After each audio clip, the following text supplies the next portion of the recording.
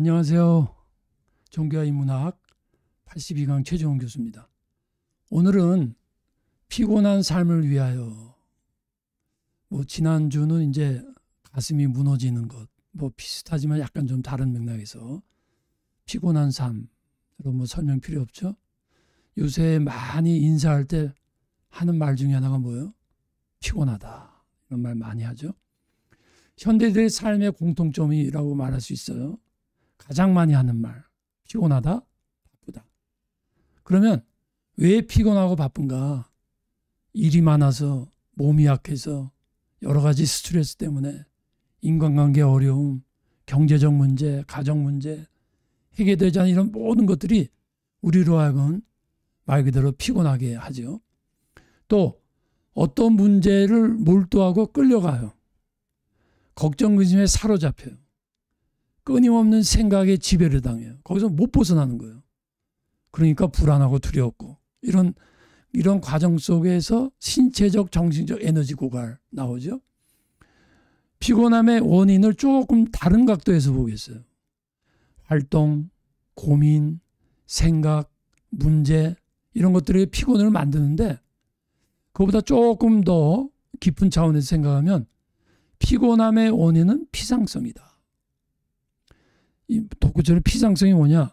진정성 있는 대화의 부재예요. 여러분 한번 생각해 보세요. 여러분 교회 다니십니까? 이렇게 표현해서 제가 뭐한데 저는 그런 경험이 잘 없는데 소위 이제 이런 말들이 있었죠. 오해하고 듣지 마세요. 믿지 않는 분들은 비하하는 게 아니라 오히려 믿지 않는 사람들은 술 한잔하면 해결한다는 거예요. 그럼 왜 술 한잔하면 해결하느냐? 이전 강의에도 말했지만 술을 통해서 카타르시스, 어떤 해소를 하면서 마음이 열리는 거야. 일시적으로. 그러다 보니까 자기와 사이가 안 좋았던 사람하고도 술을 먹으면서 얘기하다 보니까 오히려 솔직하게 얘기를 다 하는 진정성 있는 대화가 이루어질 수 있는 거예요. 역설적으로. 근데 오히려 기독교인들이 신앙이 있다고 하지만 또 기독교인 말고도 많은 사람들이 여러분 요사이 얼마나 진정한 대화가 있습니까? 이 대화라는 게 그냥 말이 아니거든요. 마음을 나눌 수 있는 수단이거든요. 사람과 마음을 나눌 때 오는 이전 강의 말대로 카타르시스, 그 마음의 동감대, 위로 이런 것들이 없어요. 극히 드물어요. 인간관계의 피상성. 만나도 안녕하세요. 대화도 지극히 피상적이잖아요.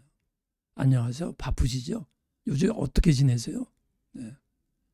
그런 대화 자체가, 그런 말 자체가 필요 없다는 건 아닌데 그런 단계에 머문다는 거예요. 피상적 생각. 영화 같은 거 피상적인 문화, 영화, 소설. 음료수도요. 콜라. 이런 게 다 그냥 피상적인 거죠. 그래서 피상성이란 뭐냐? artificial하다 그러죠. 인위적인 거예요. 자연 상태에서 어긋나는 거.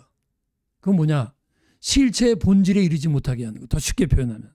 내가 지금 목이 말아요. 그러면 이렇게 생수를 마셔야 돼. 근데 옆에 콜라가 있어요. 물론 가끔 콜라도 마시는 거 좋지만 계속 콜라만 마시면요. 우리 몸의 갈증이라는 것을 근본적 해결이 안 된다는 말이에요. 실체의 본질을 잊지 못한다는 게. 그래서 실체의 근원을 잊지 못하게 하는 거예요. 이것이 이렇게 물 같은 거는 간단하게 되지만 정신세계, 영적인 세계, 신앙의 세계, 인간관계의 세계에서 피상성에 이르면 죽는 거예요. 뭐냐? 실체의 부작용이 그러니까 콜라를 계속 마신다고 생각해 보세요. 실체를 무너뜨린 거예요. 인위적인 거야. 인위적인 거. 인위적인 것은 인간이 만든 그 무엇은 뭔가 한계가 있지 않습니까? 그것이 무엇이든. 사람들이 왜 여행을 하죠? 왜 자연에 나갑니까? 아무리 방을 아름답게 꾸며놔도, 아무리 인테리어이 아름답고 멋있는 음악을 틀어놔도 자연만큼은 안 되는 거죠. 그래서 피상성이라는 건 실체를 무너뜨리게 합니다. 더 나가면 실체의 존재 목적을 방해하는 거예요. 피상성이라는 게. 제가 뉴저지에서 오래 살았는데요. 이 사진은 제가 찍지는 않지만 이 사진과 똑같은 것을 저는 너무나 많이 경험했습니다. 뉴저지 살면서. 근데 뉴저지가 우리 캘리포니아는 스테이트 오브 골든이에요. 골든. 금의 땅덩어리라는 거죠. 근데 이 뉴저지는 스테이트 오브 가든. 정원의 도시라는 그만큼 숲이 많고 나무가 많고 참 좋아요. 한국 날씨하고 비슷해요. 그런데 이렇게 나무가 종종 쓰러져요. 여러분 이 뿌리 보세요. 이게 어마하게 큰 나무인데 뿌리가 보세요. 깊지를 못해요. 왜요? 비가 너무 자주 오니까 깊이 내리지를 못해요. 그래서 피상성은 죽는 거예요, 여러분. 그 왜 피상적인 삶의 원인이 되는가?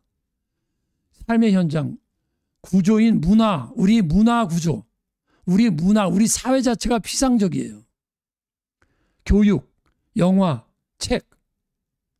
보세요. 여러분, 오늘 대학 교육이라는 것이 사실 굉장히 교양 과목이 중요한 건데, 교양 과목이라는 것은 여러 인문학적 강의를 통해서 인간의 생각을 깊게 하고 넓게 하는 게 교양 과목인데, 그거는 아주 줄어들든지 없든지 그래요.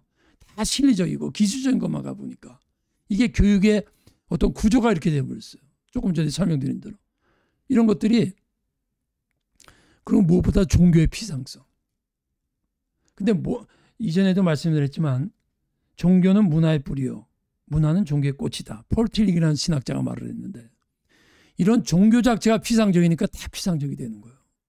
종교는 나무의 뿌리와 같이 깊이 뿌리를 내려가지고 거기서 정치, 경제, 사회, 교육, 예술이 다 거기서 올라오는데, 이 종교 자체가 피상적이니까, 아까 나무 무너져 버리니까 설명 필요 없죠. 무슨 말이냐? 종교의 생명이 되는 근본성, 본질성을 상실했어요. 더 구체적으로 말할까요?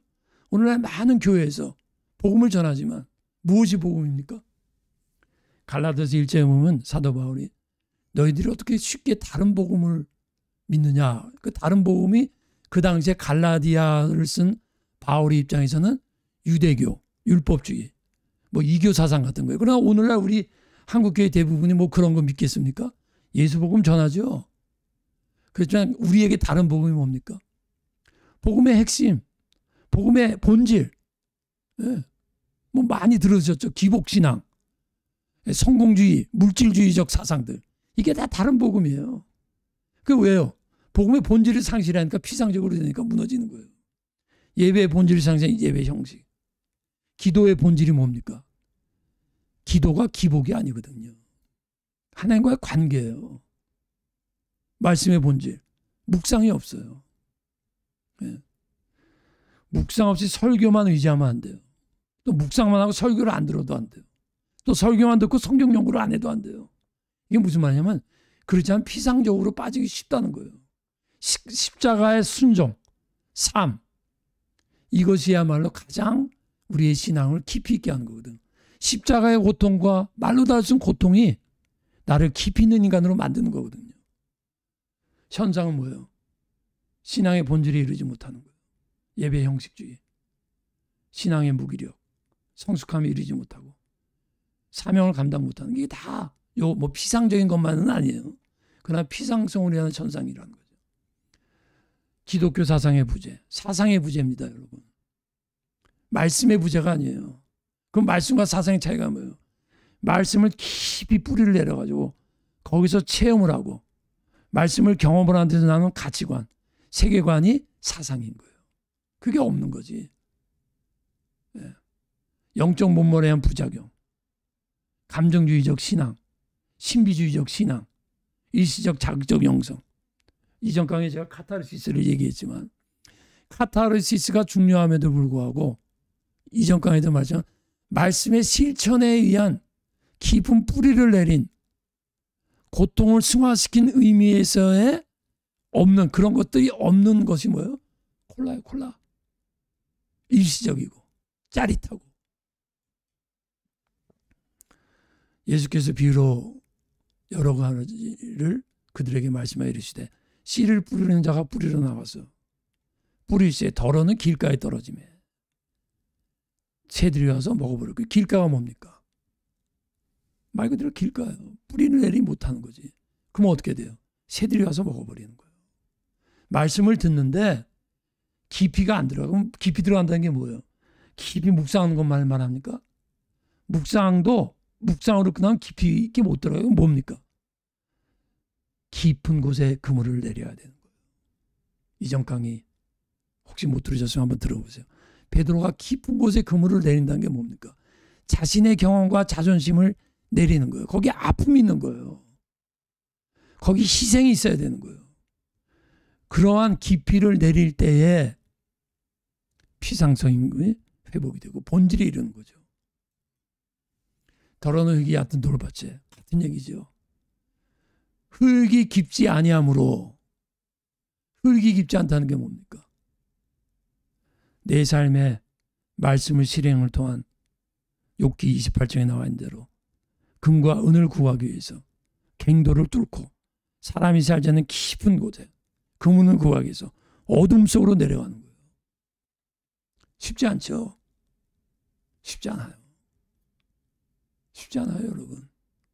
세상에서 작품을 하나 만들어도, 책을 한 권을 써도, 대화를 해도 깊이 있고 본질에 이르는 거는 쉽지가 않거든요. 왜요?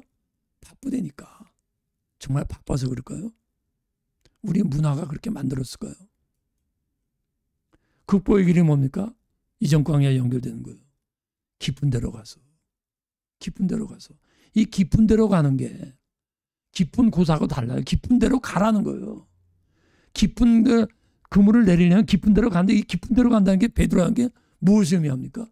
이전에 밤새 고기 잡으면서 안 내렸겠습니까? 그곳에? 했던 곳인데 다시 가야 돼요. 가기 싫어도 가야 돼요. 그게. 심층적 차원에서 깊은 곳이란 뭡니까?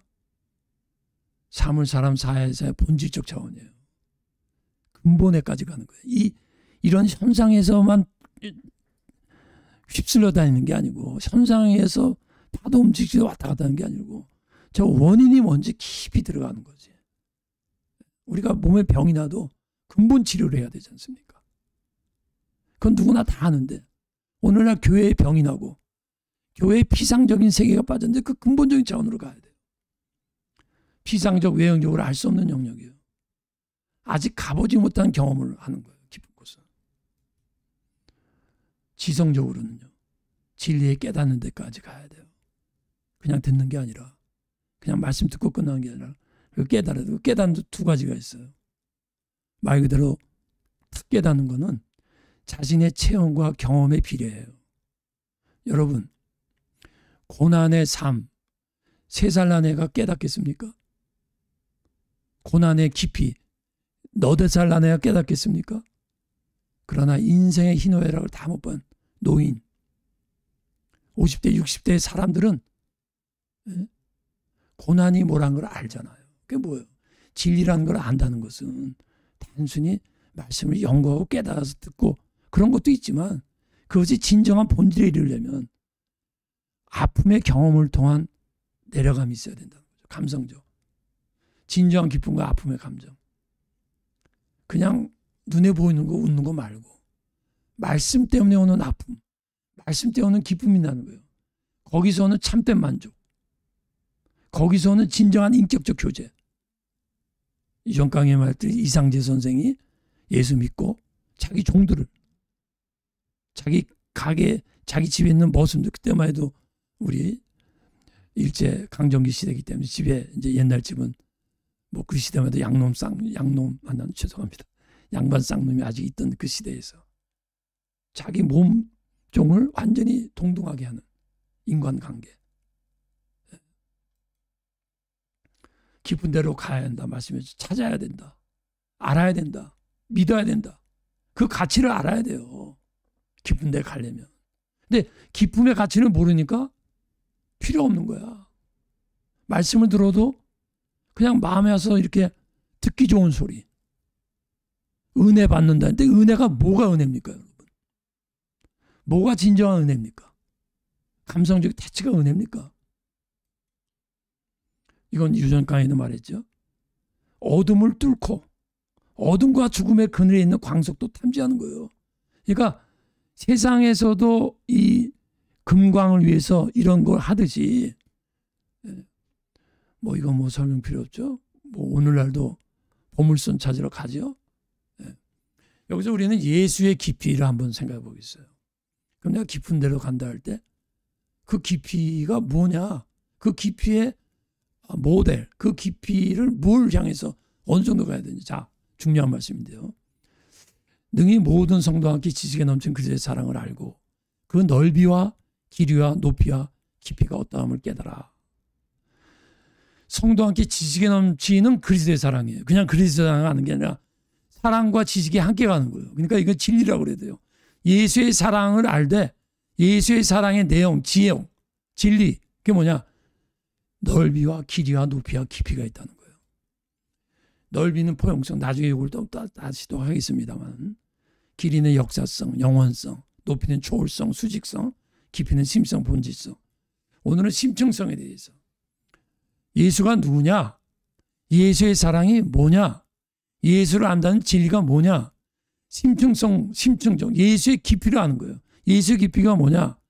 사물의 심성, 본질의 근원이 예수에게 있다는 거예요. 조금 말씀이 좀 어렵죠. 사람의 심성, 이건 조금 쉬워요. 사람의 본질, 기준이 뭐냐? 여러분, 어디다가 사람은 그래야 돼. 이 사람 참된 사람이야. 저 사람같이 살아야 돼. 그때 그 뭘 기준으로 여러분 둡니까? 좀 선한 사람?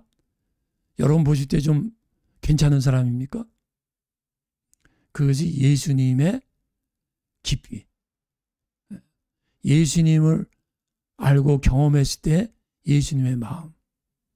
사역의 심층성. 사역을 어떻게 해야 됩니까? 사역의 본질이 뭡니까? 예수님 같이 하라는 거예요. 예수님 어떻게 사역했습니까? 예수님의 사역의 목적이 어디 있었습니까?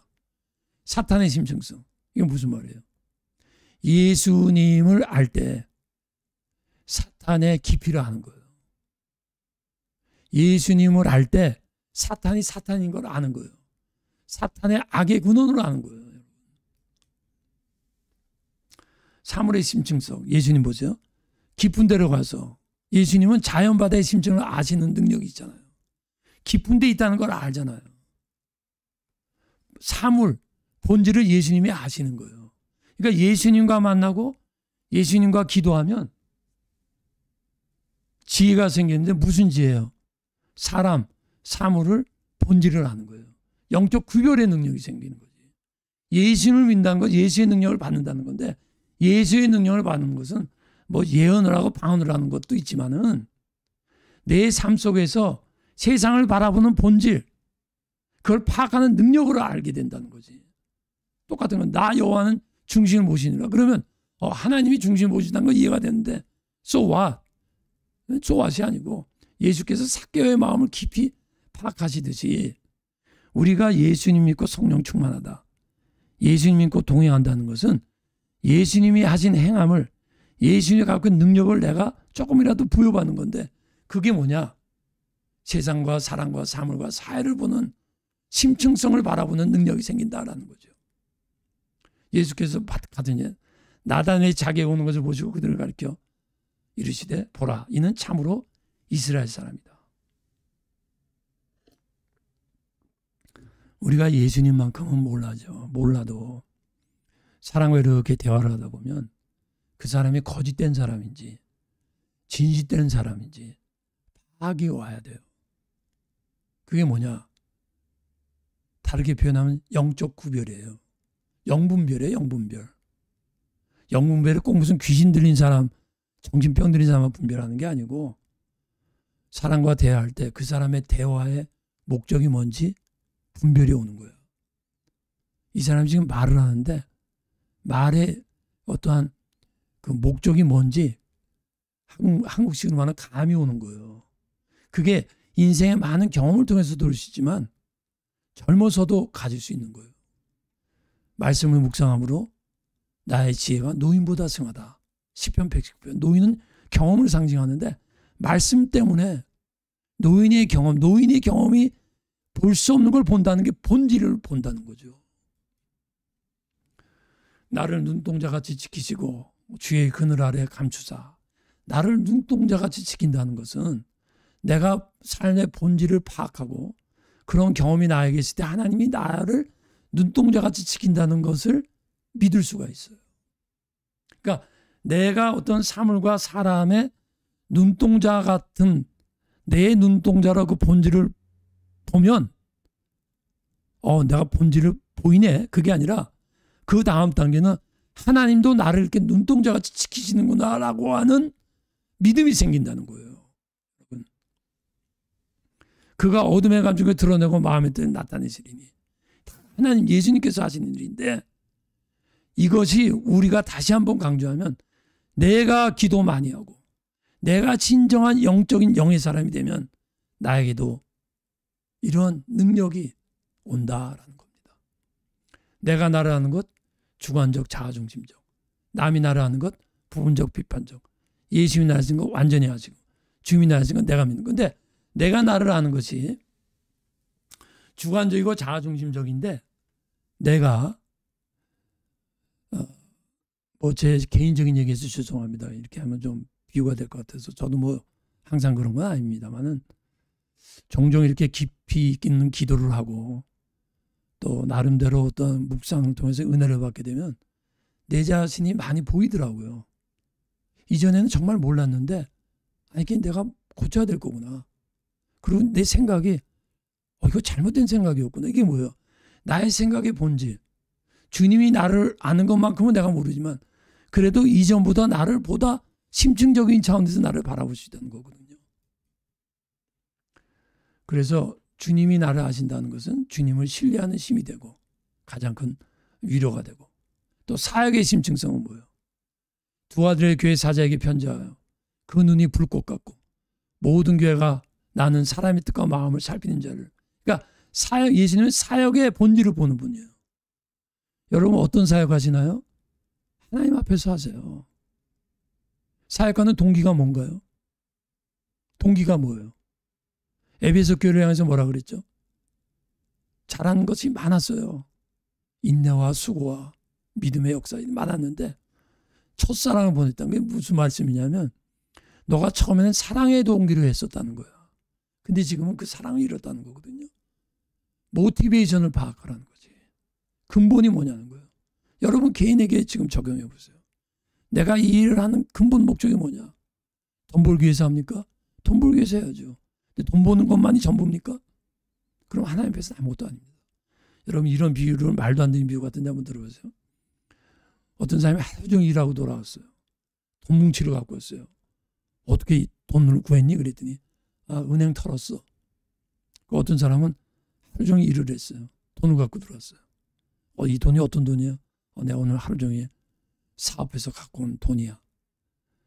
여러분 그런데요. 하나님 보시 그 두 개가 똑같을 수 있어요. 그게 무슨 말입니까? 한 사람은 본인 사업한 거 강도질했는데. 자 보세요. 모티베이션이 뭡니까?